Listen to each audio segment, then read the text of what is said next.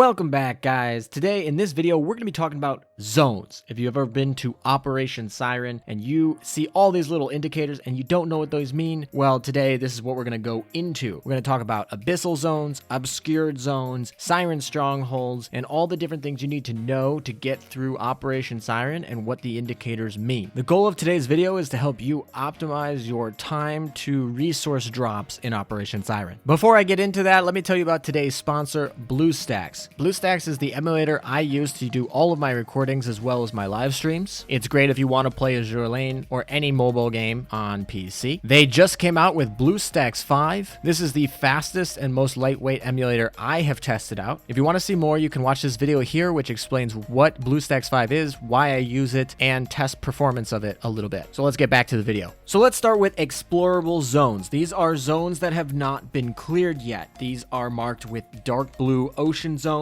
They can be anywhere from corruption level 1 to corruption level 6. At corruption level 1, the entry cost is 10 AP. At corruption level 6, it is 80 AP. The enemy level at the max level is 118, while the lowest level for Operation Siren at corruption level 1 is 62. These are the main bulk of what you'll be doing. Once you safe mode all of the explorable ones, they will then be a lighter blue color, which are considered safe versions. Their entry costs are halved, so 5 for corruption level 1, 40 for corruption level 6, and the amount of fleets plus resources that will spawn will be significantly less than the first time you clear through it. Remember, these are going to be where you're clearing your data files. This video right here will show you the exact map and order that you have to do them in order for them to be revealed. So be careful about your order. Now after that, we have the marks. If you are in the texturized map, you can't actually move through this map, but both the texturized map and the blue maps will allow you to view these indicators. The first one is the red exclamation mark.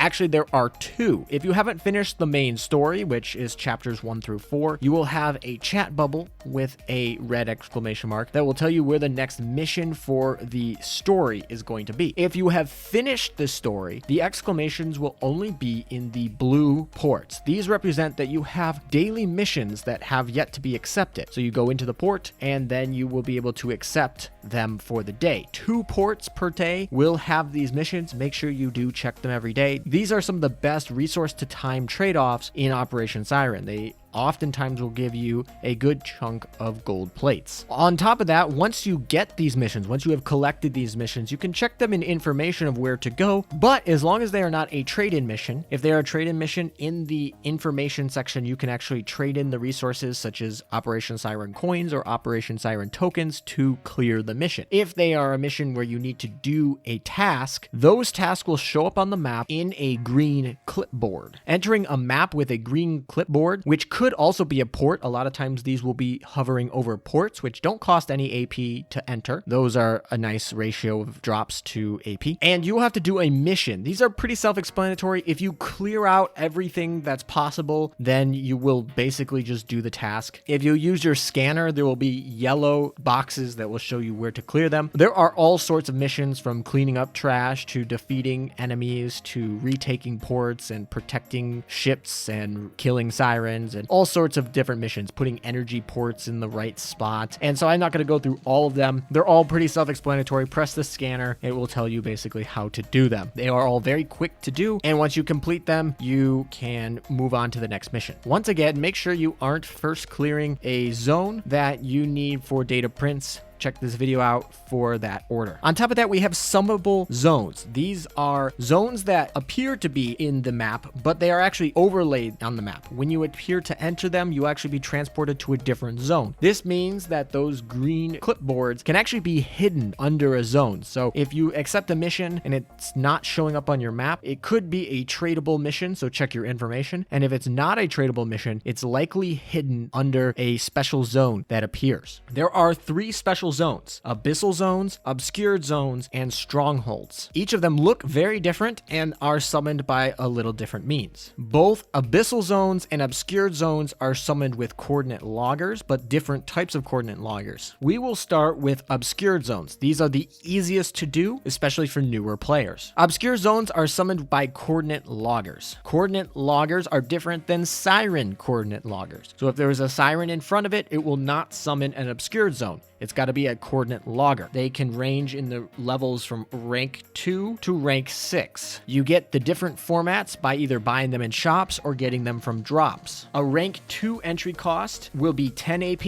and a rank 6 one will be 40 AP. The enemy level at rank 6 is 114. You have to go into your items to see your coordinate loggers, and then you can use a coordinate logger to actually have it show up on your map. It will appear still in your items until you have cleared it, but it will look a little bit different. On the map, it will show a gold treasure chest. If you want to get to the zone underneath the treasure chest, you actually have to beat the obscured zone. Make sure you only summon your coordinate loggers when you are ready to clear them right off the bat. You don't want to have a mission be in a specific zone that you have to beat a obscured zone first to get access to. Be careful about that. Don't lock yourself out. These zones will have Siren rally points. These are designated with red sparkles here. Depending on the level of the zone will depend on how many of these appear, but typically they're between 2 and 6. To defeat an obscured zone, the only thing you have to do is destroy all of the Siren rally points. And really, we're trying to get resources to time maximized. So we're going straight to the rally points immediately. When you put a ship on your rally point, you will be ambushed. The ambushes are actually pretty low. There are no boss fights in obscure zones. So if you have a strong mob fleet, you can use that single fleet to clear everything. Every couple of turns that a Siren rally point is not destroyed, they will summon new Sirens. These do not give you experience. Do not farm them. Go immediately to the Siren rally points. Every 30 minutes, you can use a request recon for free to remove the fog of war. I recommend doing this if you cannot quickly find the lighthouse, which will do the same thing with the cost of an energy storage device. Watch out for weather and traps. If it asks you a question if you want to pick up an item, it is a trap. Typically, you want to say yes with your boss fleet because you only need your mob fleet for obscured zones. So you can just leave your boss fleet in the trap, and then when you complete the mission, it will just transport out. You don't have to worry about it. Once you are done, you can collect all the resources. Make sure you check the map. There are hidden cat zones. The cat paws do not appear in obscured zones, so you must click the scanner and then look for usually 2 Meowfisser spots that are hidden. And these give the lowest amount of resources to time, but they are still a lot better than just going naturally into a zone that has already been safe moded. However, Abyssal Zones and Strongholds will give you much more resources. You do want to use up all of your coordinate loggers before the reset, which happens on the 1st of every month. These are still pretty valuable, but they are the least valuable of these 3 zones we're going to be talking about today. Next up are Abyssal Zones. These are summoned by Siren coordinate loggers in almost an identical mechanic to obscure zones. The only difference is you will see a Siren in front of the coordinate loggers. These do not have rank 2 or 3. They only exist for rank 4, 5, and 6. Rank 4 costs 80 AP to enter, and rank 5 and 6 cost 100 AP to enter. The boss in rank 6 is pretty challenging at level 128. Unlike obscured zones, which show up as yellow treasure chests, these show up as red treasure chests. Once you enter an Abyssal Zone, instead of using the mobs, these only have one single boss you have to defeat. So this is the boss fight. These bosses are very challenging, and they typically have 3 skills. Make sure you use your scanner to see what skills they are, and use the appropriate boss fleet in your team. There are really no traps. You can just go through 2 points, these 2 red triangle points, and then the boss appears. You may enter and fight the boss as many times as you want. This means you can fight with Fleet 1, don't kill it, fight with Fleet 2, etc. Unlike obscured zones, requesting reconnaissance is not necessary. However, I do recommend requesting support from submarines. You can do this for free every hour. Then you can use subs in every battle that you do, up to 6 times. I think this is a good point to talk about the differences between losing a battle or a ship in Operation Siren and the rest of the game. There is no really sinking. If a ship would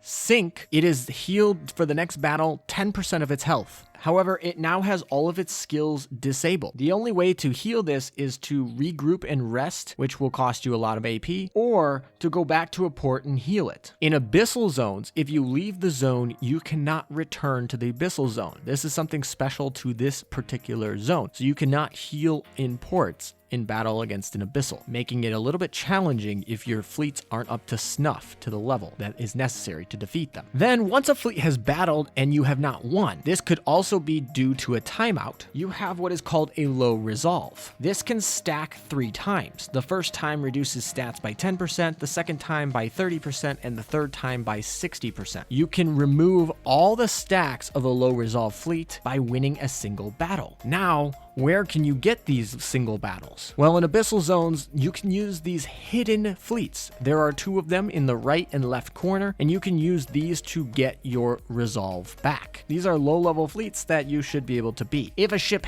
died, though, you will not be able to get its skills back. Those will still remain disabled. However, with these 2 fleets, you should be able to actually fight 6 times. If you can't beat it in 6 times, well, then you need to go back to the drawing board. Note that when you fight one of the Sirens from the Abyssal Zones, there is a chance that a vulnerability is found. These vulnerabilities you can view in the scan once again, and these will help you. Just make sure you take advantage of them with the fleets that you use to fight. Siren coordinate loggers, which summon the Abyssal Zones, are very important. Do not let them go to waste after the end of the season. Once you defeat an obscured zone or an Abyssal Zone, you will then have the regular map opened back up to you. So some of your green clipboard missions will then be revealed. So lastly, we're going to talk about Siren Strongholds. These are the hardest content in Operation Siren for the most part. Siren Strongholds are not summoned by collecting Siren coordinate loggers or coordinate loggers. They are summoned once per week on that Sunday to Monday reset, same time as when the weekly missions reset. Siren Strongholds do not have varying levels like the other 2 zones. They appear on the map as these spinning red hurricane vortexes. They always cost 200 AP to enter, which is the cap of AP that you can store naturally. All enemies in a stronghold range from level 122 to 128. It is because of this that you will probably need top tier adaptability. So I'll very quickly go over adaptability. There is the offensive boost, which actually by increasing your offensive adaptability decreases the attack capability of the enemy. There is the survival boost, which increases the health of the enemy. So actually by increasing your survival adaptability, you're increasing your damage towards them. And then there is the combat interference, which decreases your healing. So the more adaptability that you get, the more healing that you can get. You get adaptabilities by just going through different missions. You can get them through tuning or just finding them on maps. If you buy the 5,000 oil item, you start out with 90 in each category. The enemy bonus is 1 minus the adaptability tuning of your fleet divided by the enemy stat boost, depending on the enemy. Adaptability tuning can reduce the enemy bonuses, but that is capped by -30%, -30%, and 0% for the offense, survivability, and tactics, respectively. The highest enemy stat boost is 144, and that is the final Siren Stronghold boss. That means you should have 188 offensive adaptability, 188 survivability adaptability, and 144 tactics adaptability to max out the bonuses that you would receive. Anything over that does not matter. Anything under that means you're not maxing it out. So I would recommend that you wait on Siren Strongholds until you can get those adaptabilities. Those do reset every month, meaning you have to grind them back up.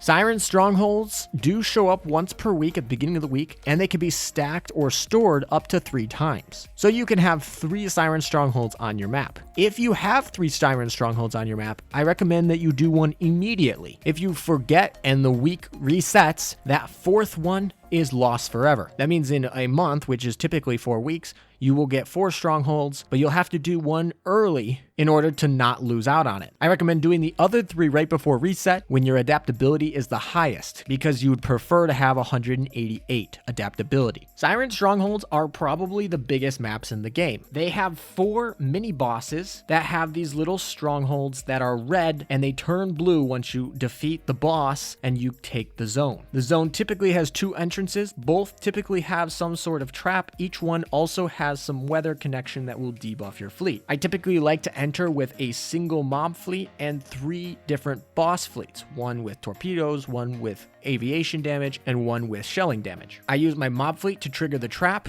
defeat the little mini boss, take the status effect, clear out the weather, and I do that in each of the 4 zones. Then I have the appropriate boss fleet fight the mini boss, depending on which reductions in damage those mini bosses get. Always use subs. You can use one every hour. Once you defeat a boss, it will turn blue. You will see the percentage go down by 20%. Of course, after defeating one of the 4 mini bosses, a special siren will show up in a already cleared zone. If you do not defeat it immediately, it will retake the zone and make your life harder. So when it shows up, immediately send a fleet to beat it. The siren that appears and has not yet taken a zone is pretty weak comparatively. So you can really just use the closest fleet there, or even your mob fleet if you're close enough. Don't let it reset though. Each of the bosses give good loot. There are hidden loot and cat zones in this big map too. I recommend getting them. I typically don't fight each of the fleets though, because the experience and time is usually not worth it. Once you defeat the siren that spawns, as well as the 4 mini bosses, you'll have 20% left on the indicator here, and the zone will unlock to find the final boss. The final boss always has the teleport around it. That's how you know who it is. I typically like to use the scanner at the beginning of entering the map to figure out which fleets I'll be using for the final boss. Just like the Abyssal Zones, you can fight this final boss with multiple fleets. The damage carries over. The final boss always has 3 stat modifiers, so make sure you check them out and use the proper fleets. A lot of times this will include healing, which can be quite irritating. Once you defeat each of the mini bosses and the final boss, you will get a ton of rewards. These have some of the most rewards there are possible. I still think time to rewards is probably a little bit higher for Abyssals, but the rewards of Siren Strongholds is matched by none. You are typically getting gold materials that can be used to make new Gear Lab items, as well as tier 4 plates or gold plates used for plus 13ing your equipments. So this is kind of getting a little bit long, but those are all the zones in Operation Siren and how to operate them efficiently so that you can get items as quickly as possible. Make sure you don't let your coordinate loggers go to waste, and don't let your Siren Strongholds lapse over by going 3 weeks without doing them. If you have any questions, let me know down in the comments and I'll do my best to answer them. If you guys know me very well, I am always in the comments trying to answer your questions. I also have a Discord server if you have account specific questions for yourself. And once again, thanks to this video sponsor, BlueStacks. BlueStacks 5 is actually really cool. I'll be streaming on it going forward. If you want to download it yourself and give it a try, use the link in the description. If you guys want more up-to-date content on this game, then subscribe to the channel so you get notified when I release videos. Take care, guys.